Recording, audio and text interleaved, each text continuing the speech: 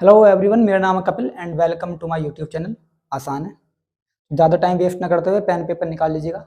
शुरू करते हैं आज की क्लास। और आज की क्लास हम वहीं से शुरू करते हैं जहां से हमने लास्ट क्लास फिनिश की थी, यानी डेथ ऑफ चौसर। बट जैसे कि आज की क्लास में हमें रेनेसा डिस्कस करना है, तो सबसे पहले हमें रेनेसा का मीनिंग समझना है। रेनेसा क्या होता है? RENAISSANCE। देखिए, रेनेसा एक फ्रेंच वर्ड है,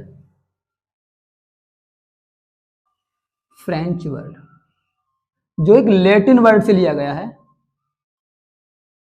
रेनेसेंसिया, RENASCENTIA।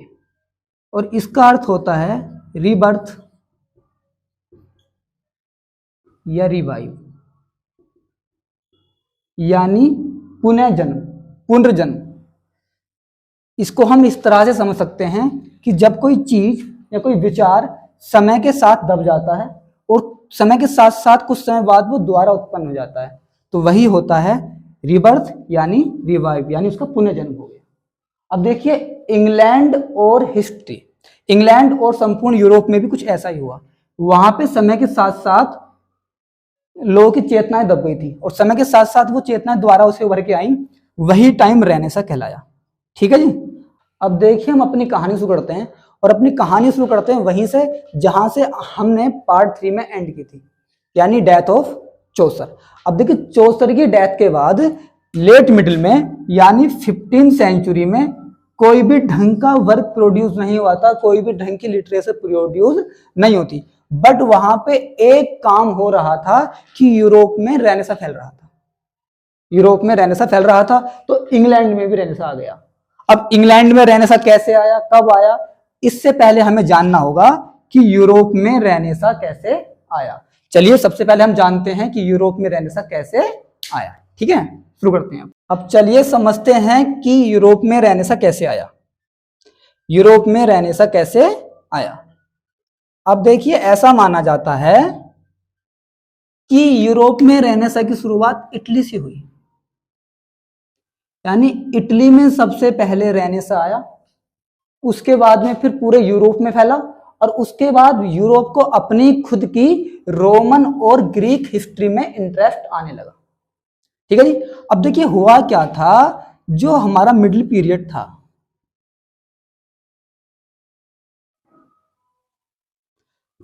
हम पूरे यूरोप की बात कर रहे हैं, जो मिडिल पीरियड था यूरोप में उसको कहा गया था डार्क पीरियड, डार्क पीरियड। क्योंकि उस वक्त कुछ भी ढंग का काम नहीं हो रहा था पूरे यूरोप में। पूरे यूरोप में लड़ाइयां हो रही थी, प्लेग, एपिडेमिक्स, महामारियां। इससे क्या हुआ, जो यूरोप में लिटरेचर थी, आर्ट थी, आर्किटेक्चर थी, म्यूजिक था, ये सब चीजें दब गई, ये सब चीजें दब गई। उस टाइम यूरोप में क्या था, चर्च का डोमिनेंट था, मोनार्की का डोमिनेंट था। आम इंसान अपनी खुद की आवाज नहीं उठा सकता था। अगर किसी आम इंसान ने अपनी खुद की आवाज उठाने की कोशिश की ना, तो उसको विच यानी चुड़ैल बोलकर फांसी पर लटका दिया जाता था। ठीक है जी। और देखिए भाई, जो यूरोपियन थे वो आंख बंद करके चर्च पे बिलीव करते थे, चर्च पे ट्रस्ट करते थे, चर्च ने जो बोल दिया वही सर्वे सर्वा है। ठीक है, तो पूरे यूरोप को का एक डार्क पीरियड था, वहां पे कुछ भी ढंग का नहीं हो रहा था। वहां पे लिटरेचर दब गई, आर्ट दब गई, म्यूजिक दब गया, वहां पे कुछ भी सही से नहीं हो रहा था। बट वहां पे एक चीज हो रहा था कि जो यूरोप था, यूरोप का व्यापार हो रहा था अरब के साथ में, यूरोप का अरब के साथ में व्यापार हो रहा था और वो ठीक ठाक हो रहा था। अब देखिए, यूरोप और अरब के बीच में एक क्रॉस सेंटर पड़ता था, इटली। यूरोप और अरब के बीच में एक क्रॉस सेंटर पड़ता था, इटली। यानी अगर यूरोप वासियों को, यूरोप के लोगों को अरब जाना है तो इटली होकर जाना पड़ेगा, और अगर अरब के लोगों को यूरोप जाना है तो इटली होकर जाना पड़ेगा। तो इससे क्या हुआ, इसका बेनिफिट इटली को मिला, इटली डेवलप हो गई। इटली यहां से क्या हो गई, इटली यहां से डेवलप हो गई। अब देखिए इटली के कुछ शहर थे, इटली के कुछ शहर थे जो व्यापार केंद्र बन गए, बिजनेस का सेंटर बन गए, जिनमें प्रमुख था फ्लोरेंस। फ्लोरेंस, ऐसा कहा जाता है कि रेनेसा की उत्पत्ति सबसे पहले फ्लोरेंस से ही हुई। फ्लोरेंस से ही रेनेसा आया, फिर इटली में फैला, फिर यूरोप में फैला। तो हम कहाँ थे कहानी में कि इटली के कई सारे सिटी व्यापार केंद्र बन गए, जिनमें सबसे प्रमुख था फ्लोरेंस। अब देखिए इटली में चर्च और मोनार्की कमजोर थी। यहां के जो मर्चेंट थे, जो व्यापारी थे, वो पावरफुल थे। अब ये मर्चेंट क्या थे, इनको आर्ट में और लिटरेचर में बड़ा शौक था। इटली के मर्चेंट को आर्ट और लिटरेचर में बड़ा शौक था, तो इन्होंने आर्ट और लिटरेचर को सपोर्ट किया। उससे क्या हुआ, इटली में आर्ट और लिटरेचर की क्या हुई भाई, ग्रोथ हुई। ठीक है जी। अब देखिए जरा, उस वक्त एक घटना होती है कॉन्स्टेंटिनोपल, जिस एक जगह होती है कॉन्स्टेंटिनोपल, कॉन्स्टेंटिनोपल, इसको हम कुस्तुनतुनिया भी कहते हैं, कुस्तुनतुनिया। एक कॉन्स्टेंटिनोपल, एक कुस्तुनतुनिया नाम की जगह होती है। ये जो जगह है ये ज्ञान का भंडार कही जाती है, क्योंकि यहां पे क्या था, यहां पे स्कॉलर्स रहते थे। मतलब यहां पे ग्रीक और रोमन हिस्ट्री थी मैन्युस्क्रिप्ट फॉर्म में। होता क्या है, कुस्तुनतुनिया पे टर्की अटैक कर देते हैं, टर्की अटैक कर देते हैं कुस्तुनतुनिया पे। अब कुस्तुनतुनिया से जो स्कॉलर्स थे वो जान बचाकर भागे यूरोप की तरफ। ये किधर भागे, यूरोप की तरफ। अब जैसे ही यूरोप की तरफ भागे तो इनको रास्ते में सबसे पहले क्या पड़ा भाई बताइए, इटली। मैंने आपको बताया था कि जो यूरोप और अरब का क्रॉस सेंटर पॉइंट कौन सा था, हमारा क्रॉस सेंटर पॉइंट इटली। अब इन स्कॉलर्स के लिए इटली से बेहतर स्थान नहीं मिलने वाला था रहने के लिए, तो ये यहीं पर बस गए, क्योंकि इटली पहले से ही डेवलप भी था। ठीक है जी। इस तरह से शुरुआत हुई इटली में रेनेसा की। अब तो यहां पे विद्वान लोग भी आ गए और ये पहले से डेवलप था, तो इटली में पूरी तरह से रेनेसा की शुरुआत हो गई, और यहीं से अब धीरे धीरे पूरे यूरोप में रेनेसा फैलने लगा। ठीक है साहब। अब देखिए यहां पे हमारे जहन में, हमारे माइंड में एक आइडिया ये भी आता है, एक विचार ये आता है कि जब इटली में ठीक ठाक व्यापार चल रहा है, ठीक ठाक बिजनेस चल रहा है, तो ये लोग आर्ट और लिटरेचर में इतना इंटरेस्ट क्यों लेने लगे। देखिए इसका रीजन ये था, जो अरब के लोग थे ये अपने हिस्ट्री को लेकर पहले से ही इंटरेस्टेड थे। इस फील्ड में अरब के लोग पहले से ही प्रोस्पेरियस थे। तो हुआ ये, यूरोप के लोगों ने सोचा कि क्यों ना हम भी अपनी ग्रीक और रोमन हिस्ट्री में इंटरेस्ट लें। उन्होंने सोचा हमारे पास भी तो अपनी खुद की हिस्ट्री है, ग्रीक और रोमन हिस्ट्री, तो इन्होंने भी अपनी ग्रीक और रोमन हिस्ट्री में इंटरेस्ट लेने शुरू कर दिया। इससे और ज्यादा लिटरेचर और आर्ट और म्यूजिक के फील्ड में ग्रोथ मिली यूरोप में। ठीक है जी। अब देखिए इटली के साथ साथ पूरे यूरोप में रेनेसा का स्प्रेड होने लगा, रेनेसा फैलने लगा पूरे यूरोप में। अब देखिए हुआ क्या, जर्मनी में गुटनबर्ग हैं, जर्मनी के पेंटर थे गुटनबर्ग, इन्होंने प्रिंटिंग प्रेस स्टैब्लिश कर दी।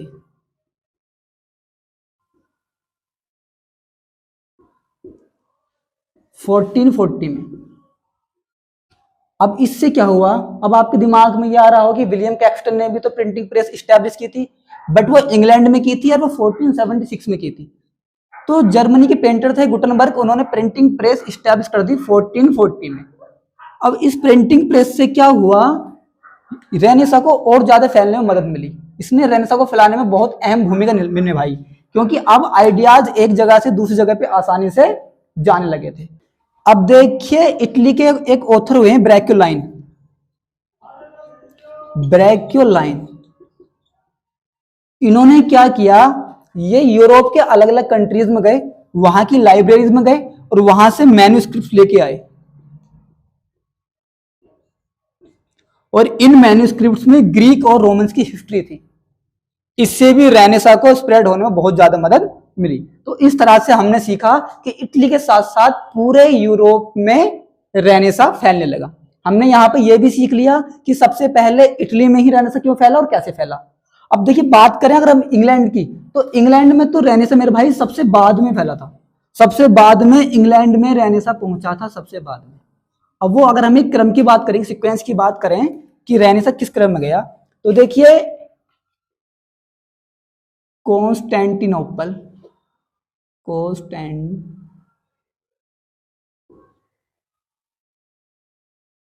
कॉन्स्टेंटिनोपल पे अटैक हुआ और यहां से स्कॉलर्स भाग कर कहां पहुंचे, इटली।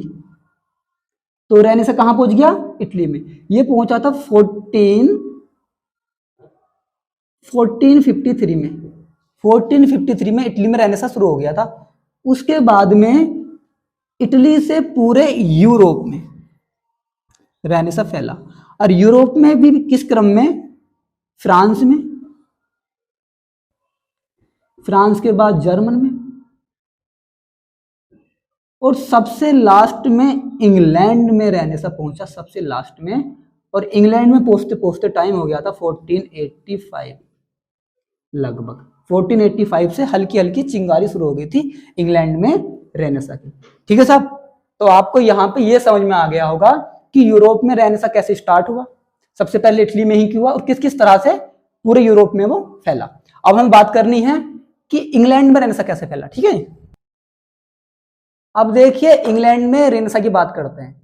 जो इंग्लैंड में रेनेसा पीरियड का एरा जाता है वो 1500 से जाता है 1660 तक। अब इंग्लैंड के रेनेसा पीरियड को हमने 5 पार्ट्स में डिवाइड किया है।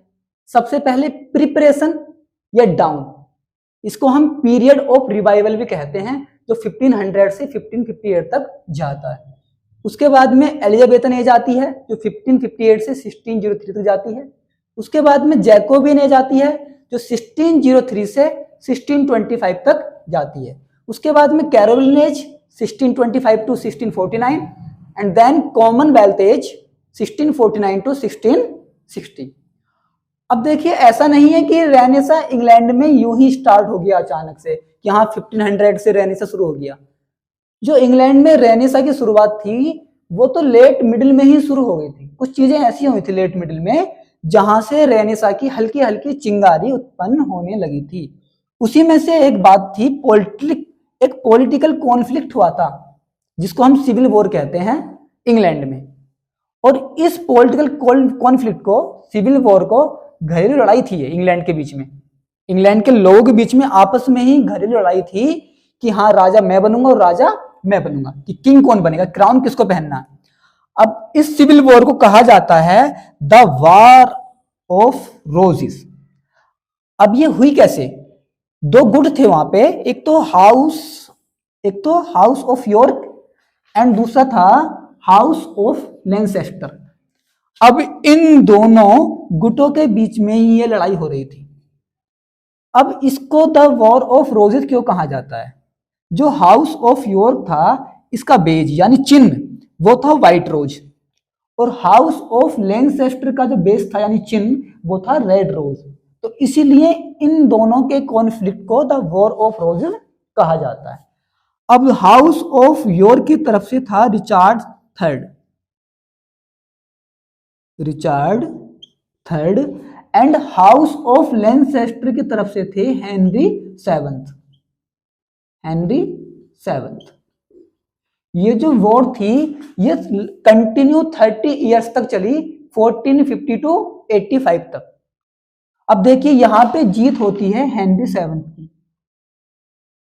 हेनरी सेवंथ 1485 में इंग्लैंड के न्यू किंग बन जाते हैं, और हेनरी सेवंथ के किंग बनते ही ट्यूडर डायनेस्टी की शुरुआत हो जाती है। अब हल्का सा समझते हैं हम ट्यूडर डायनेस्टी क्या है। वैसे तो हम नेक्स्ट क्लास में इसको डिटेल से पढ़ेंगे। ट्यूडर डायनेस्टी हेनरी सेवंथ के बाद जो इंग्लैंड में किंग और क्वीन आई थी उनका एक सीरीज है। तो ट्यूडर डायनेस्टी में जो फर्स्ट किंग थे वो तो हमने समझ लिया हेनरी सेवंथ थे। हेनरी सेवंथ जो 1485 में किंग बने। बट जो लास्ट थी वो क्वीन थी, लास्ट क्वीन थी वो थी एलिजाबेथ, और ये 1603 में बनी और इन्हीं के साथ में ट्यूडर डायनेस्टी का भी एंड हो जाता है। ठीक है, अब बात करते हैं हम जो इंग्लैंड का रेनेसां था इसकी कुछ कैरेक्टरिस्टिक्स के बारे में कि क्या क्या विशेषताएं थी, क्या क्या चीजें नई हुई रेनेसां के बाद इंग्लैंड में। पहली बात तो हेलेनिज्म आ गया था। अब ये हेलेनिज्म क्या है? ये हेलेनिज्म क्या था? जो ब्रिटेन वासियों की अपनी, यूरोप वासियों की, ब्रिटेन वासियों की अपनी खुद की रोमन और ग्रीक हिस्ट्री थी, उसके प्रति इनको लव आ गया था, प्यार आ गया था। अपनी खुद की ग्रीक और रोमन हिस्ट्री से ये लोग प्यार करने लगे थे, यही हेलेनिज्म है। And the second is humanism. Humanism क्या है? कि the man is the centre point of the universe. कि यूनिवर्स का सेंटर पॉइंट क्या है? मैन है। मनुष्य को ध्यान में रखकर ही मानवता को ध्यान में रखकर ही सारे कामकाज किए जाएंगे। और थर्ड कैरेक्टर था रेनेसां का इंडिविजुअलिज्म। इंडिविजुअलिज्म क्या था? कि everyone is free to do what he want to do and what he thinks. मतलब हर व्यक्ति आजाद है, जो वो सोचता है वो करने के लिए और जो वो करना चाहता है वो करने के लिए। And the fourth characteristics is diffusion of new learning. ये लोग अब नया ज्ञान सीखने के लिए, नई नई चीजें सीखने में भी इंटरेस्ट लेने लगे थे। इस टाइम पे साइंस में इंटरेस्ट आने लगा था, नई नई इन्वेंशंस हो रहे थे, उनमें इंटरेस्ट आने लगा था। अब देखिए यहाँ पे ग्रोथ हो गई थी ट्रेड की भी, बिजनेस में भी ये लोग आगे बढ़ गए थे और थोड़ा अच्छे से बिजनेस करने लगे थे। ठीक है जी, तो यहाँ पे तो ये खत्म हो जाती है रेनेसां की कैरेक्टरिस्टिक्स।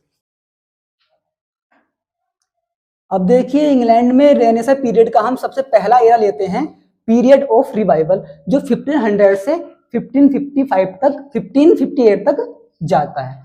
अब देखिए जरा इसके कुछ इस एरा के कुछ इंपोर्टेंट राइटर्स एंड उनके वर्क यहाँ पे हम डिस्कस करने जा रहे हैं। अब मैं आपको जरा एक बात बता दूं, मैंने आपको पहले ही बताया था कि डायरेक्ट 1500 से रेनेसां की शुरुआत नहीं हुई थी। कोई भी चीज अचानक से एक विशेष टाइम पे शुरू नहीं होती है, पीछे कुछ कहानी होती है उसकी। तो इंग्लैंड में भी कुछ ऐसा ही था। जैसे कि देखो लेट मिडिल में विलियम कैक्सटन, हमने पीछे पढ़ा था, विलियम कैक्सटन ने प्रिंटिंग प्रेस स्टैब्लिश कर दी थी।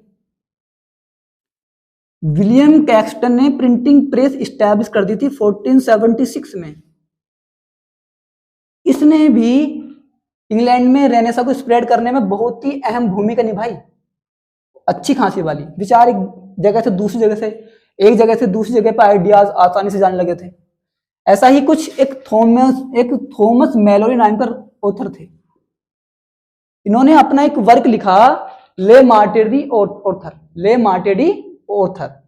अब ये इनकी डेथ के बाद में पब्लिश किया था विलियम कैक्सटन ने। विलियम कैक्सटन ने ही इनका ये ले मार्टेडी ऑथर पब्लिश किया था 1485 में अपनी प्रिंटिंग प्रेस में। ठीक है जी। अब जो थॉमस मेलोरी का वर्क था ले मार्टेडी ऑथर, इन्होंने तो लिखा था ये 8 बुक्स में, बट विलियम कैक्सटन ने इसको कन्वर्ट कर दिया था 21 बुक्स में। यहां तक आई थिंक आपको समझ में आ रहा होगा बिल्कुल आसानी से। अगर हम इसके ले मार्टेडी ऑथर के फुल टाइटल की बात करें, the whole book of King Arthur and his noble knights of the round table, ये इसका फुल टाइटल है। समझ आया आपको? हमारे जो सेकंड ऑथर हैं वो हैं विलियम टिंडेल। जो विलियम टिंडेल हैं इनको हम आर्किटेक्ट ऑफ इंग्लिश लैंग्वेज भी कहा जाता है, इनको आर्किटेक्ट ऑफ इंग्लिश लैंग्वेज। अब क्यों कहा जाता है? इसका रीजन जरा ये है कि विलियम टिंडेल ने बहुत सारी फ्रेजेस इन्वेंट की थी। इंग्लिश लैंग्वेज की बहुत सारी फ्रेजेस इन्वेंट की थी जिनका यूज हम आज भी डेली लैंग्वेज में करते हैं, इसलिए विलियम टेंडेल को आर्किटेक्ट ऑफ इंग्लिश लैंग्वेज कहा जाता है। अब जरा एक बात देखिए, विलियम टेंडेल ने मॉडर्न इंग्लिश में बाइबल को ट्रांसलेट भी किया था 1526 में। और मैं आपको बता दूं, हमने पहले भी पढ़ा हुआ है कि इनसे पहले जोहन वाइक्लिफ ने भी इंग्लिश में बाइबल को ट्रांसलेट किया था। जोहन वाइक्लिफ, लास्ट वीडियो में हम ये पढ़ चुके हैं। एंड द थर्ड ऑथर इस पीरियड के हैं रोजर एस्किम, सॉरी प्रोनाउंसिएशन अपने हिसाब से देख लीजिएगा, ASCHAM। जो इनका फेमस वर्क था वो है टोक्सोफिलस एंड द स्कूल मास्टर। अब इसकी एक विशेष बात ये याद रख लेना कि जो ये रोजर एस्किम थे ये एलिजाबेथ के ट्यूटर थे, एलिजाबेथ के ट्यूटर भी थे और ये इंग्लिश और लैटिन के स्कॉलर थे। ठीक है साहब, आई थिंक आपको यहां तक की सारी बातें क्लियर हो रही होंगी। बिल्कुल आसान तरीके से समझाया जा रहा है, आप बस समझते जाइए और अपने हिसाब से भी कुछ लिख लिया करो जो मैं बोलता हूं। ठीक है, अब देखिए यहाँ पे हमारे नेक्स्ट ऑथर हैं, ये हो गया ना रोजर, ये हो गया। नेक्स्ट है हमारा Thomas Norton and Thomas Sackville. जो Thomas Norton and Thomas Sackville थी, इनका एक कंबाइन ट्रेजेडी आई थी गोरबेडक, या इसका दूसरा नाम था फोरेक्स एंड पोरेक्स, और ये आई थी 1561 में। मैं आपको यहाँ पे बता दूं, ये गोरबेडक था जिसका दूसरा नाम फोरेक्स या पोरेक्स था, ये 1561 में आया। ये फर्स्ट ट्रेजेडी थी इन इंग्लिश लैंग्वेज में, first tragedy in English language. बिल्कुल आसान भाषा में समझते जाओ मेरे भाई, कुछ नहीं है, सिंपल है, आसान है। अब देखिए फर्स्ट ट्रेजेडी, ये फर्स्ट ट्रेजेडी थी गोरबेडक, और इसको लिखा गया था 5 एक्ट में। कितने एक्ट में? 5 एक्ट में। इन 5 एक्ट में से जो 3 एक्ट लिखे थे वो लिखे थे नॉर्टन ने, और जो 2 एक्ट थे वो लिखे थे थॉमस सैकविल ने। अब जरा मेरे को यहाँ पे एक बात ध्यान आ रही है, थोड़ा दिमाग में आ रही है, अगर हम ट्रेजेडी की बात कर रहे हैं तो क्यों ना हम एक बात पूछ लें आपसे, बताइए फादर ऑफ ट्रेजेडी किसको कहा जाता है? इंग्लिश ट्रेजेडी के फादर मैं ही आपको बता दूं, वो है मार्लो। अब इनका एक फेमस वर्क है द ज्यू ऑफ माल्टा, द ज्यू ऑफ माल्टा। अब देखिए, अब जो हमारे नेक्स्ट ऑथर हैं वो हैं सर थॉमस मोर। बस जरा बोर्ड साफ कर लें, आसानी से समझेंगे। ठीक है,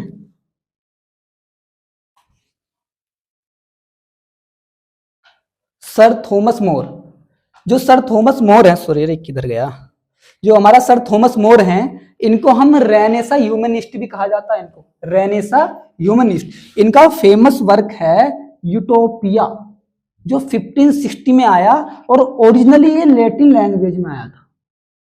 इंग्लिश में किसने ट्रांसलेट किया ये बताएंगे, और ये एक ऐसे फॉर्म में आया था 2 बुक्स में। ठीक है, अब ये जो यूटोपिया था, पहला आप ये देखिए यूटोपिया का मतलब क्या है। यूटोपिया का मतलब होता है इमेजिनरी लैंड।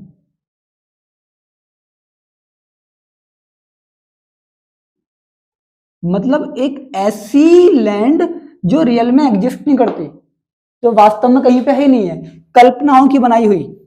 अब ये जो सर थॉमस मोर ने लिखा था यूटोपिया, ये किससे इन्फ्लुएंस होकर लिखा? एक हमारे प्लेटो हैं, प्लेटो का एक फेमस वर्क है मेरे भाई रिपब्लिक, सब जानते होंगे इसके बारे में। अब ये मत बोलना सर हम तो जानते नहीं। प्लेटो का एक फेमस वर्क है रिपब्लिक, इसी से इन्फ्लुएंस्ड होकर थॉमस मोर ने यूटोपिया लिखा। अब देखिए यूटोपिया को इंग्लिश में ट्रांसलेट किया गया था 1551। मैं इसकी डेट पता कैसे याद रखता हूं? ये 15 है ना, 6 में से एक कम कर दिया 5 हो गया, फिर रिवर्स कर दिया 51। मेरे को तो ऐसी याद होता है। अब देखिए यूटोपिया को 1551 में इंग्लिश में ट्रांसलेट किया गया और वो ट्रांसलेट किया था राल्फ रॉबिन्सन ने। Ralph Robinson. लो जी, ये आपके सर थॉमस मोर से रिलेटेड सारी बातें क्लियर हो गई हैं। अब हमारे जो नेक्स्ट ऑथर हैं वो है Henry Howard. Henry Howard. Henry Howard को अर्ल ऑफ सरे की उपाधि दी गई थी और ये पहले ऐसे पोएट थे जिन्होंने ब्लैंक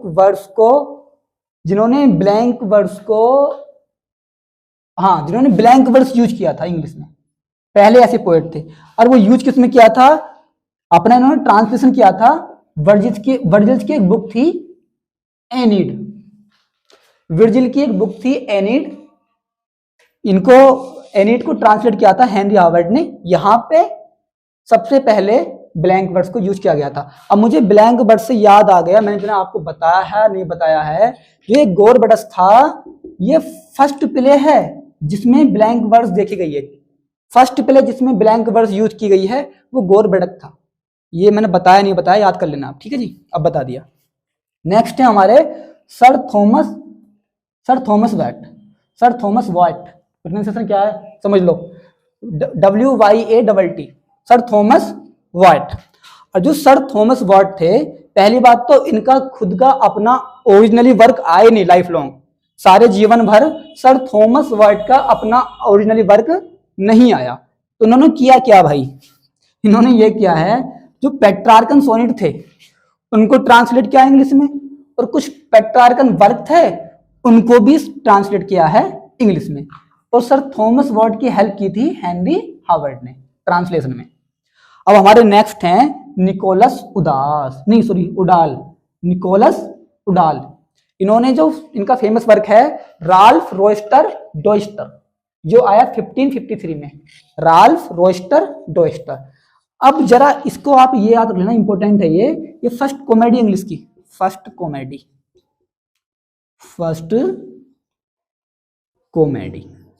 ठीक है जी साहब। अब देखिए यहां पे हमारा रेनेसा पीरियड का सबसे पहला era, period of revival finish हो जाता है। हम आपको नेक्स्ट क्लास में मिलेंगे जिसमें हम बात करेंगे एलिजाबेथन एज पर, बड़े ही आसान, जैसे कि हमारा चल रहा है। आप मेरी हिस्ट्री ऑफ इंग्लिश लिटरेचर की अगर पार्ट 1 से क्लास देखेंगे तो आपके माइंड में एक पूरी कहानी बन जाएगी। तो अगर आपने मेरी बाकी पार्ट नहीं देखे हैं तो आपको लिंक डिस्क्रिप्शन में मिल जाएगा, अदरवाइज प्लेलिस्ट पे जाइए तो सारे पार्ट देख डालिए और सपोर्ट करो भाई को। थैंक यू, मिलते हैं नेक्स्ट क्लास में, बाय।